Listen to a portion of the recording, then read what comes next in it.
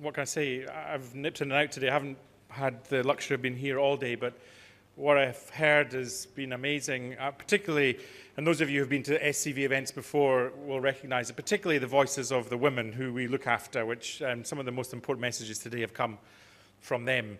You know, phoning a woman to say, your baby's got PK, don't look on the internet. You know, I think we've got so much to learn to guide our practice. I just want to say a few thank yous. I want to thank Rod and the Insight Group of the Maternity and Newborn Clinical Network that stewards the PSPI report through its development and publication.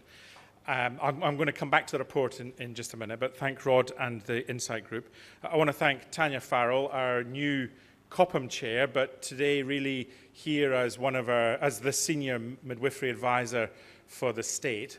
It is the first time in the history of this state that the chair of COPM has been a midwife, and I think it's an important testament to where midwifery is as a profession in the provision of modern maternity care that we have managed to attract someone as prestigious as Tanya to that role. So I want to thank Tanya and COPM, whose functions also underpin much of the data coming through PSPI.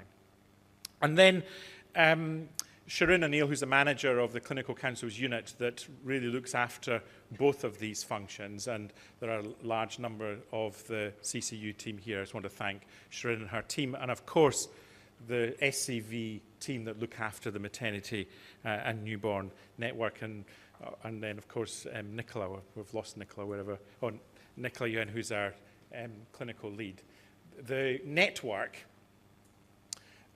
is probably the busiest of all of our now 11 networks, and certainly is having the most money spent on it. And again, I think that just reflects the importance that our previous and now our new minister place on the provision of high quality maternity care and newborn care as close to home as possible. And I heard the comments previously about rural and regional maternity services. It would be fair to say that there are maternity services still open today because of some of the work of the people in this room that perhaps wouldn't be open had those people not done their work. Maintaining the provision of safe and high-quality maternity care as close to home as possible is a priority of our minister and of the department, and therefore for safer care. So I reassure you and give the reassurance that others have given you. Now, I've got just a couple of little tasks to do before winding up, and it relates to the indicators. So you were asked 3 questions. One, are there indicators that you would like to add? Are there indicators that are current that you would like to be amended? And what is your favourite indicator? And we gave you the lolly tubes, which I'll digest later. So this is obviously work for the Insight Group, and but I'll tell you what the scores are. So the indicators, the top 3 indicators, and these are just broad indicators, themes that people want to be added, and I think they reflect some of the pressing needs of our industry, are indicators around maternal mental health, an indicator about postpartum hemorrhage without transfer, and an indicator around continuity of care measures.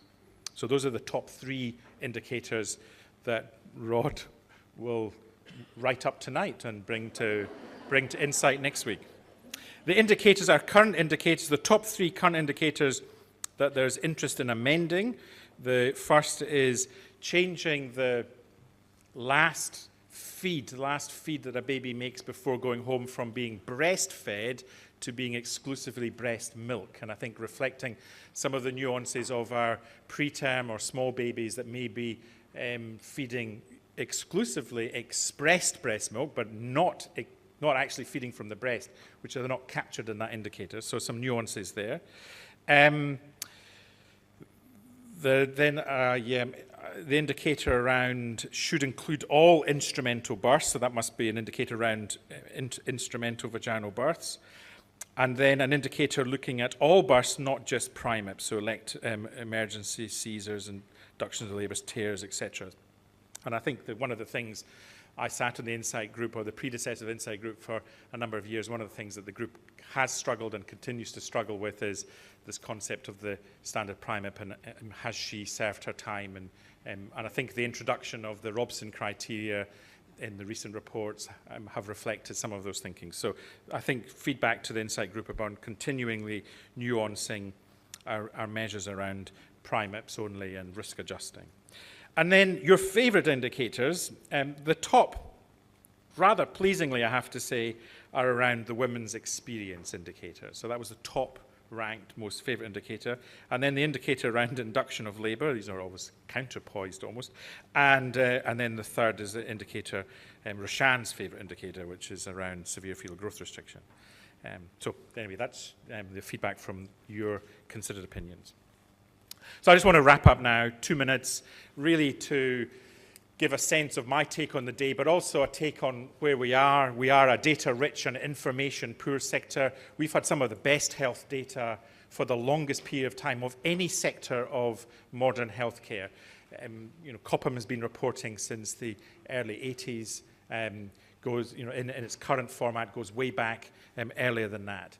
And the challenge for us is, and I think you got a sense of that today. And I think of all of these forums, I got a better sense today than I've ever had, that there's a genuine desire of making the data inform improvement priorities. So putting the data back into the hands of the people to whom the data matter most, clinicians on the floor, and women, or the patients, the consumers who are accessing the service, in this case, maternity services.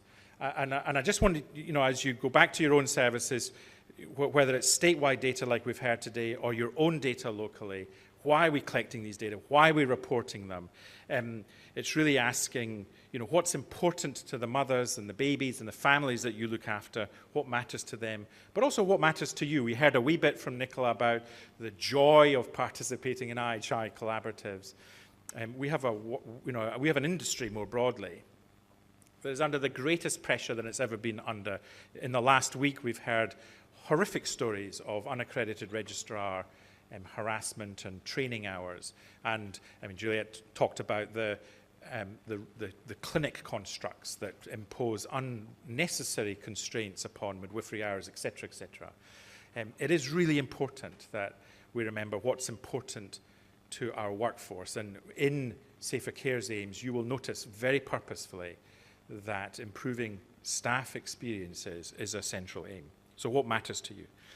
And then I would just challenge you, both as the Insight Group refines its indicators and as you look at your own indicators at home, whether it's your benchmark indicators or others that you produce, just to continually ask yourselves the question, how good are we? And how good are we relative to everybody else? And how good do we want to be? And by when do we want to be that good? Because it's those questions that will link the data collection and reporting to your improvement. And it's the questions that Nicola and the network and the IHI collaboratives and the IA improvement advisors will bring to you as you participate in those learning cycles. So my challenge really to you, to everyone, is really to set your priorities. Those priorities have to be set with women. If you haven't involved women at your very first meeting for your priority setting for improvement, then you've got it wrong. So as you have your committee meetings, as you have your M&M meetings locally, look around the room. Is there a consumer present? If there isn't, then abandon the meeting and reschedule it until you've got women present. Thank you, and thank you for all your involvement.